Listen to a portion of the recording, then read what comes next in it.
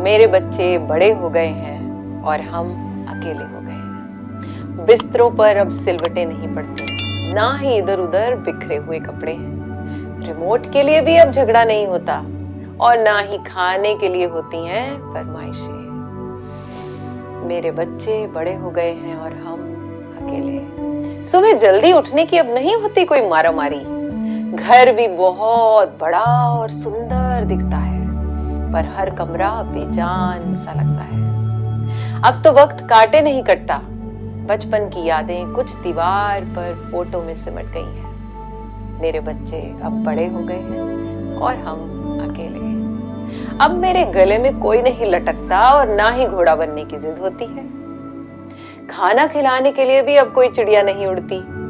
खाना खिलाने के बाद की तसल्ली भी अब नहीं मिलती। ना ही रोज की बहसों और तर्कों का जमाना है, ना ही अब झगड़ों को निपटाने का मजा है और ना ही बात बेबात गालों पर मिलता दुलार है। बजट की खींचतान भी नहीं है अब।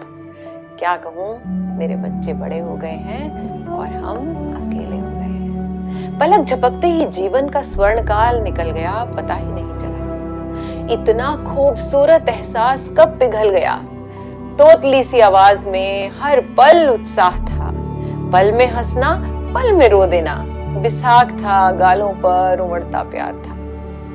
कंधे पर थपकी, गोद में सो जाना, सीने पर लिटाकर वो लोरी सुनाना, बार बार उठकर रजाई को ओढ़ाना। अब तो बिस्तर भी बहुत बड़ा हो गया है। मेरे बच्चों का प्यारा बचपन कहीं खो गया है। अब कोई जुराबें इधर उधर नहीं फेंकता। अब फ्रिज भी घर की तरह खाली रहता है। किचन हरदम सिमटा सा रहता है।